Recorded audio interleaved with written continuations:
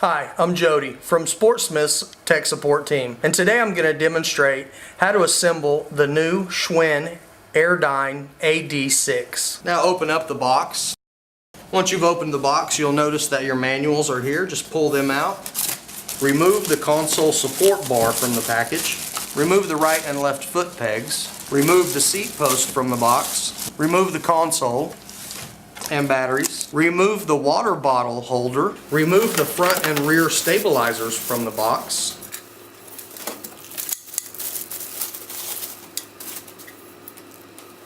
Here's the hardware and tools.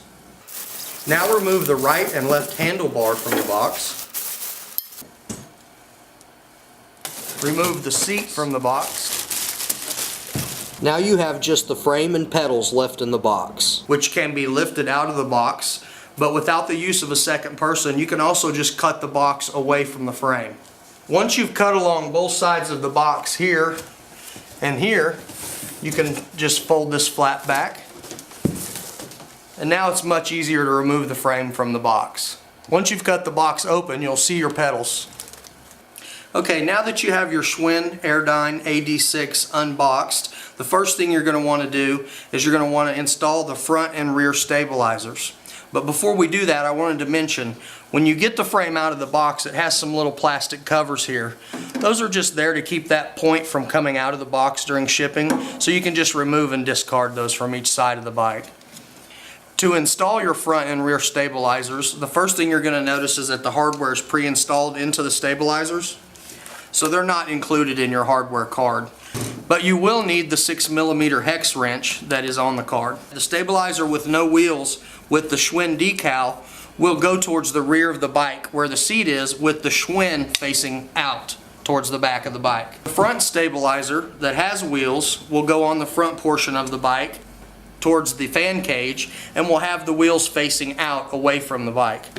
Remove the hardware from the stabilizer. Then have a second person help you to lift the frame and set it onto the stabilizer. Always finger tighten the bolts first to ensure that they're in the threads correctly.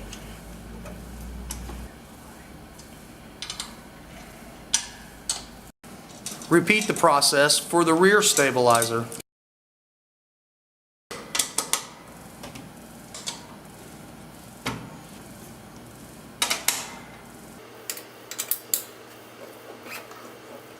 Now you're ready to install the pedals to your bike, and you'll notice on the pedal that there is an L on the left and an R on the right, and even on the pedal strap there's an L here. You'll also notice that the crank arms are labeled left and right. When installing the pedal strap to the pedal, be sure that you put the short end on the inside. This is the side that is least likely to be adjusted later. So now that the pedal strap is installed to the pedal, you can go ahead and thread it to the bike. And you'll also notice on your crank arm sticker, it shows which direction to turn that pedal for installation. Now use the tool that was included to tighten the pedal to the crank arm. So now repeat the process on the right side of the bike with making sure you have the right crank arm, the right pedal strap, and the right pedal.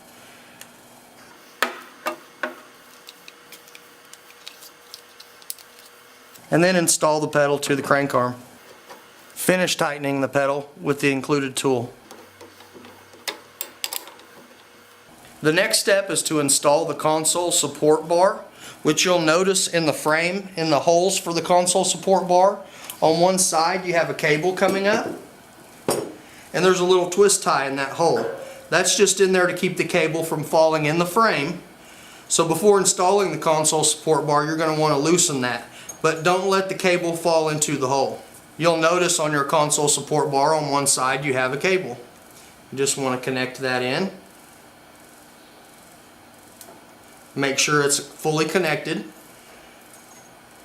And then you don't want to crimp it. And slide the support bar into the frame. Now you can move forward with installing the hardware. Now on your hardware card you have some black bolts and washers labeled D and E. Those are the ones you're going to want to use to install the console support bar.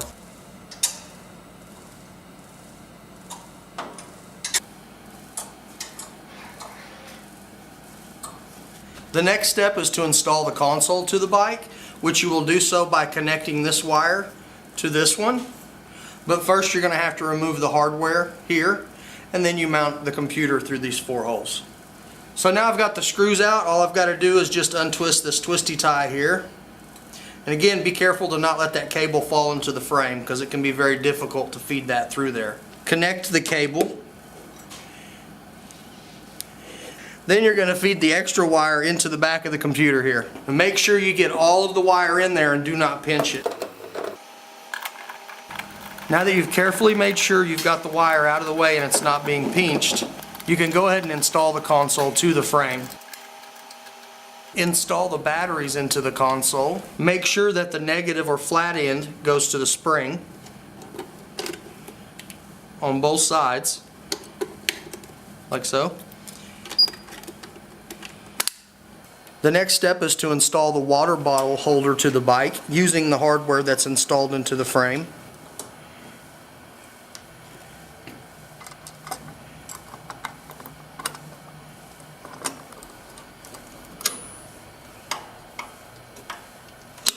The next step is to install the handlebar arms and foot pegs to the bike. To do so, you're going to use hardware from the card that's labeled A, B, and C. We're going to install the left handlebar and the left foot peg.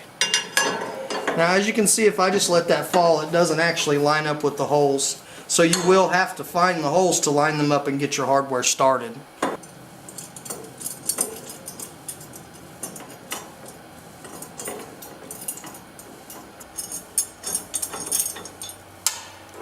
Once you've finger tightened both sides, go ahead and torque them up with the tool that was provided.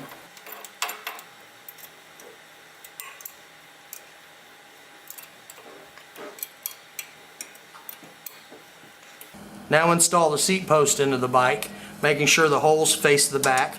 And before you put the seat post in, you will have to unscrew this adjustment knob. Once you've done so, you can pull out on the knob, and that will allow the bar to slide in. See, it'll catch. When you pull that out, it'll slide in. So you can just set it to some adjustment and then tension it back up. The last step is to install the seat. To do so, you would just simply slide this post into this hole, then use the tool provided to tighten this nut clockwise. Be careful, because if you get this flipped around the other way, there's a catch and it won't slide onto the post. So make sure it's on that smooth side. Install the seat to the post. Adjust your seat angle and then just tighten the nut to the seat post.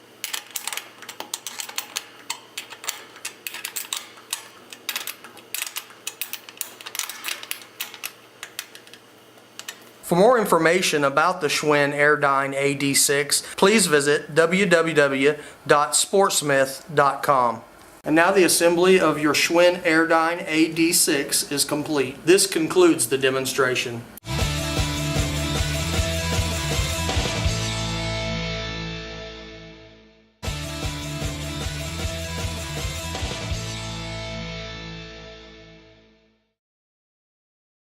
Hi, I'm Jody from Sportsmith's Tech Support Team, and today I'm going to demonstrate how to assemble the new Schwinn Airdyne AD6. Now open up the box. Once you've opened the box, you'll notice that your manuals are here. Just pull them out. Remove the console support bar from the package. Remove the right and left foot pegs. Remove the seat post from the box. Remove the console and batteries. Remove the water bottle holder. Remove the front and rear stabilizers from the box.